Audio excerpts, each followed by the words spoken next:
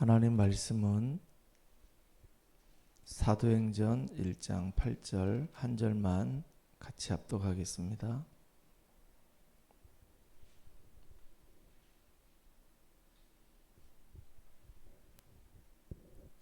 사도행전 1장 8절입니다. 오직 성령이 너에게 임하시면 너희가 권능을 받고 예루살렘과 온 유대와 사마리아와 땅끝까지 이르러 내 증인이 되리라 하시니라. 아멘. 불신자들은 육신적인 걸 위해서 영적인 것을 희생합니다. 그런데 신자들은 영적인 것을 위해서 육신적인 것들을 투자합니다. 이게 불신자와 신자의 차이점입니다.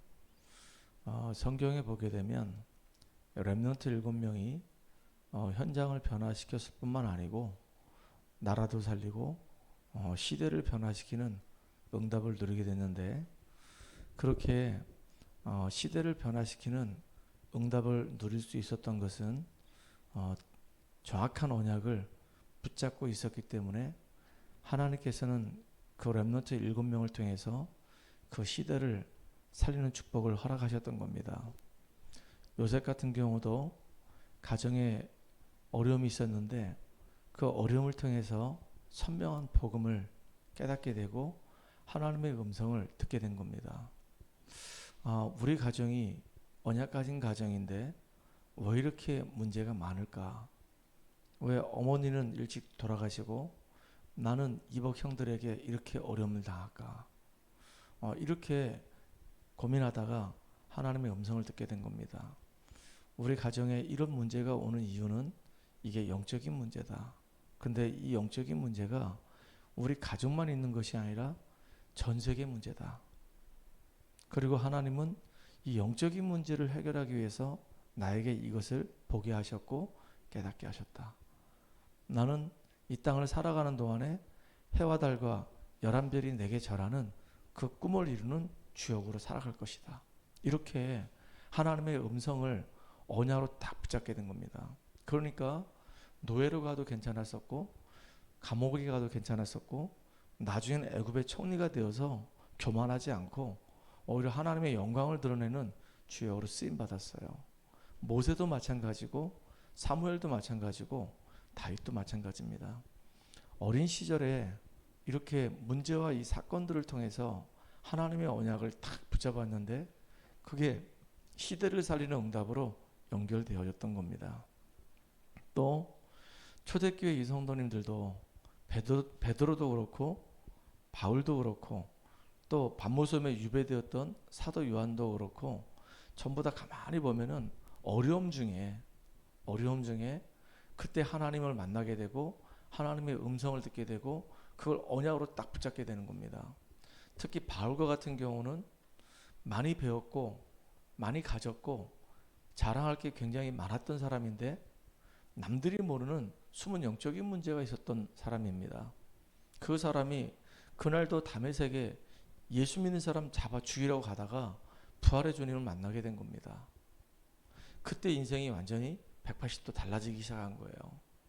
다메섹에서 부활의 주님 만나고 난 다음에 자기가 앞으로 살아가는 동안에 무엇을 위해서 살아가야 될지 알게 된 겁니다. 이방인들과 임금들과 이스라엘 자손들에게 이 복음을 증거하기 위해서 하나님이 나를 택한 그릇으로 불러주셨다. 이게 바울의 정체성입니다. 바울은 이것을 위해서 표대를 향해서 달려간다 그랬어요. 지금까지 받은 응답이 너무너무 많은데 그걸 전부 다 뒤로 하고 그리스도의 손에 잡힌 바 된 그것을 잡으려고 달려간다고 했습니다. 이게 바울의 생애였었어요.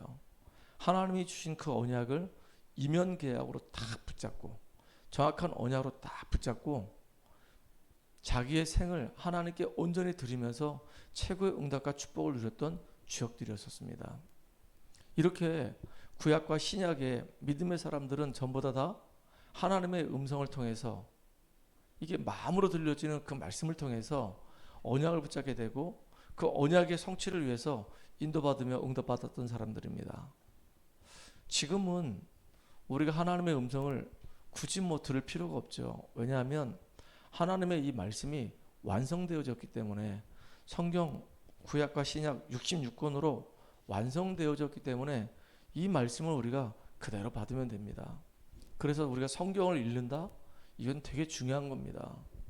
우리가 성경을 알더라도 단편적으로 부분적으로 이렇게 조각조각 아는 게 아니라, 성경을 우리가 알더라도 제대로 전체적으로 안다고 한다면 누구를 만나더라도 성경 가지고 우리가 다 답을 줄 수가 있어요. 육신적으로 어려움 당한 사람이 있다? 성경에 보면 예수님이 육신적으로 어려움 당한 사람들을 다 말씀 가지고 치유한 내용들이 있거든요. 그럼 그 내용을 발췌해서 알려드리면 돼요. 귀신 들려서 어려움 당한 사람이 있다? 성경에 보니까 또 귀신 들려서 어려움 당한 사람이 굉장히 많습니다. 그 내용을 뽑아가지고 그 사람한테 알려주면 되는 겁니다. 내가 장사를 하는데 어떻게 살아야 될지 모르겠다. 보니까 성경에 보니까 장사하는 사람들이 많아요. 그 사람들을 뽑아가지고 답을 주면 되는 거예요. 정치인들이 있다? 그럼 정치인들 찾아내가지고 답을 주면 되는 겁니다. 이렇게 인생의 이유를 알지 못하고 방황하는 사람이 있다? 그러면 창세기에 나오는 믿음의 사람들을 가지고 그 사람들에게 어떻게 우리가 인생을 살아야 되는 것이 하나님 보실 때 가장 합당한 삶인지에 대해서 이야기하면 되는 겁니다. 창세기에 네 인물 나오잖아요.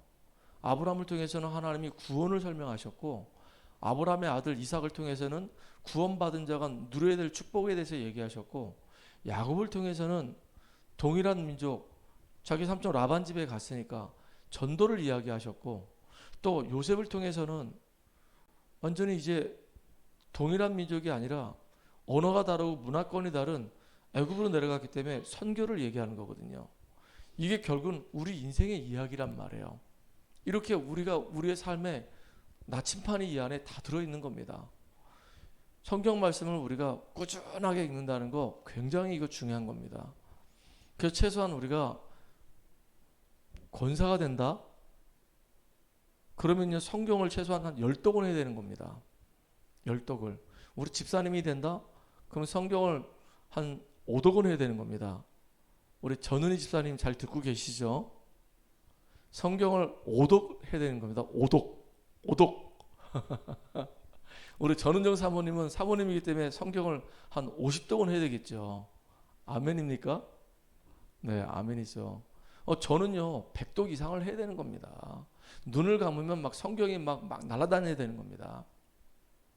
그게 나를 살리는 길이고 다른 사람을 살리는 길입니다. 전은희 집사님 5독입니다. 성경 계속 우리가 읽어야 되는 거예요. 우리 옥순이 언니도 성경을 계속 꾸준히 읽고 있잖아요. 참 감사한 일입니다. 근데 참 감사한 게 시키면 시키는 대로 이렇게 하니까 얼마나 감사합니까? 근데 이제 계속 읽다 보면은 1독이 되고 2독이 되고 3독이 되면 이제 그동안 보지 못했던 눈이 성경을 통해서 또 열린단 말이에요. 이게 축복입니다. 성경을 늘 가까이 하고 시간 날 때마다 계속 성경을 읽어야 되는 겁니다. 하루에 성경을 3장만 읽으면, 그리고 주말에 4장 5장만 이렇게 읽으면 1년이면 1독할 수가 있어요. 욕심 부리지 않고도 꾸준히 매일 조금씩 이렇게 읽으면 1년이면 1독한다니까요. 물론 이제 다른 장들은 좀 내용이 길지만 시편 같은 경우는 짧거든요. 그러니까 시편은 어떨 때는 10장, 어떨 때는 15장 이렇게 읽고, 나머지는 쭉 3장씩만 꾸준히 읽으면 진짜 1년이면 1독을 딱 한단 말이에요. 여러분들이 그렇게 1독 이렇게 하면 이게 맛이 있단 말이에요. 꿀송이보다 단 것이 성경 말씀임을 확인하면서 그 속에서 여러분이 참된 행복을 찾는 비밀을 누리기 바랍니다. 오늘 우리 기도수업의 제목은 237 망대의 주역, 개인의 실제 망대를 세워라. 이게 오늘의 제목입니다. 사도행전 1장 8절에 오직 성령이 너에게 임하시면 권능을 받고 예루살렘과 온 유대와 사마리아와 땅끝 얘기하고 있거든요. 땅끝까지 내 증인 되리라. 이 땅끝 속에는 뭐가 있냐면 237이 들어있어요. 이 땅끝 속에는 5천 종족이 들어있단 말이에요. 하나님은 237과 저 5천 종족을 향해서 우리가 증인의 삶을 살기 원해요. 근데 증인 이전에 더 중요한 게 있습니다. 권능이 우리한테 임해야 되는 거예요. 근데 권능이 임하기 이전에 더 중요한 게 뭐냐면은 성령이 임하시면이에요.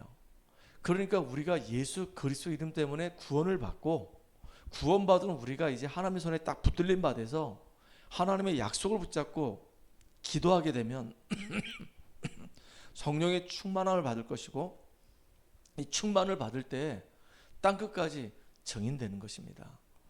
이 축복이 우리에게 누려지기 바랍니다. 237을 살리는 망대를 세우는 일에 우리 성도님들이 주역이 되어야 돼요. 237을 살리는 망대가 된다.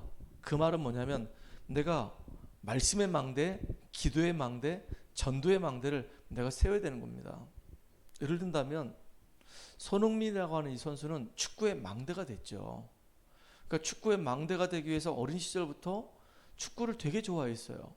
아버지도 물론 축구 선수였지만은 그 아들이라고 해가지고 무조건 막 축구를 해야 된다고 막 강요했던 게 아니라 손흥민이가 축구를 좋아할 수 있도록 그런 배경을 만들어줬고 축구를 잘하도록 계속 도와줘서 결국은요 세계에서 손가락 안에 드는 축구 선수가 된 겁니다.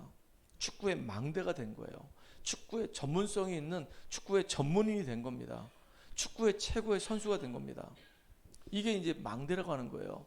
우리가 예수 믿고 구원받았다. 237을 살리기 위해서 우리는 망대가 돼야 되는데 어떤 망대가 되냐? 우리는 복음의 망대가 딱 내 안에 세워져야 되는 겁니다. 기도의 망대가 내 안에 딱 세워져야 되는 거예요. 전도의 망대가 제자의 망대가 딱 우리 안에 세워져야 되는 겁니다. 복음의 망대라고 하는 것은 성경 66권을 통해서 우리가 복음의 눈으로 볼 수 있는 눈이 열리는 걸 말하는 겁니다. 기도의 망대는 진짜 하나님의 손을 딱 붙잡고 우리가 24시 기도 속에 들어가는 걸 말하는 겁니다. 이렇게 우리에게 망대가 세워져야지만이 237을 살리는 5천 정도 살리는 주역이 되는 것입니다. 자, 예수님이 공생의 3년 기간 동안에 무엇을 했는가 알아야 되겠죠. 마태복음, 마가복음, 누가복음, 요한복음을 우리가 공간복음이라고 얘기합니다. 사복음서라고 얘기하잖아요. 예수님이 무엇을 하셨는지 예수님의 사역에 대해서 적나라하게 기록하고 있거든요. 예수님이 이 땅에 성경이 예언하신 대로 메시아로 오셨습니다. 그리고 예수님은 병든 자를 치유하시면서 당신이 그리스도이심을 선포하셨단 말이에요. 우리가 해결하지 못하는 인생의 문제 세 가지를 완전히 해결하기 위해서 오신 메시아라는 사실을 증거하셨단 말이에요. 우리를 위해서 성경대로 죽으시고 그분이 부활하셨어요. 그리고 부활하신 그 주님이 제자들을 감람산에 부르셔가지고 40일 동안 하나님 나라의 일에 대해서 말씀하셨습니다. 그리고 그 40일이 끝나고 난 이후에 제자들이 마가의 집에 모여서 10일 동안 약속 붙잡고 기도했는데요. 이 마가의 다락방에서 시작된 이 전도운동이 로마까지 복음화되는 축복의 문들이 쫙 열리는 역사가 일어났단 말이에요. 이 응답 속에 우리가 있어야 되는 겁니다. 너무너무 중요한 거죠. 초대교회 성도님들이 한 것은 다른 거 없었어요. 120명이 모여서 언약 붙잡고 10일 동안 다 집중적으로 기도한 것밖에 없어요. 다른 거 이것저것 다 할 수 있는데 초대교회 성도들은 딱 제한을 시켜가지고 제한적 집중을 하는 겁니다. 그리고 계속 기도하다 보니까 하나님이 문을 열어주신 대로 문이 열리는 곳에 가서 이제는 선택적 집중을 하는 겁니다. 열리니까 생명을 얻고 복음을 받는 사람들이 모이니까 그 사람들을 향해서 복음 전하는 거예요. 여러 가지 문제와 핍박이 있었지만은 오히려 그것이 하나님 앞에 원내스 집중이 되어지는 모든 것을 살리는 이런 응답의 문으로 열리기 시작했단 말이에요. 이런 응답들을 우리가 누리는 주역되기 바랍니다. 그래서 렘넌트 7명도 그렇고 초대교회 성도님도 그렇고 먼저 본 게 있어요. 먼저 뭘 봤냐? 하나님의 것을 먼저 본 거예요. 하나님 나라를 먼저 보게 된 겁니다. 하나님의 계획을 먼저 보게 된 거예요. 그러니까 요셉에게도 해와 달과 11별이 내게 절하더이다. 모세에게도 이스라엘 백성들이 저 애굽 땅에서 고통당한 걸 내가 보았으니까 그들을 애굽 땅에서 건져내 가지고 적각 뿌리는 저 가나안 땅으로 인도해 갈 것이다. 아직 이스라엘 백성들이 애굽의 노예에서 빠져나오지 않았는데 하나님이 이 모세에게 먼저 하나님이 행하실 일들에 대해서 알게 하셨단 말이에요. 먼저 하나님의 것을 봤어요. 초대교회 이 성도님들에게 예수님이 하신 말씀이 오직 성령이 너에게 임하시면 권능 받을 것이고 땅 끝까지 내 증인되리라 그랬잖아요. 부활의 주님이 너희는 가서 모든 족속으로 제자를 삼아 아버지와 아들과 성령의 이름으로 세를 주고 내가 너에게 분부한 모든 것을 가르쳐 지키게 하라. 볼지어다 세상 끝날까지 내가 너희와 항상 함께 있으리라. 이렇게 말씀하셨단 말이에요. 이게 이미 벌써 하나님이 먼저 보게 하시는 거란 말이에요. 하나님의 이 언약을, 하나님의 이 이면 계약을 우리가 먼저 붙잡고 있어야 되는 겁니다. 그걸 두고 우리가 24시 기도 속에 들어갈 때 25시의 영역에 있는 하나님이 응답으로 우리에게 역사하신단 말이에요. 하나님 나라가 임하도록. 이게 우리에게 축복이죠.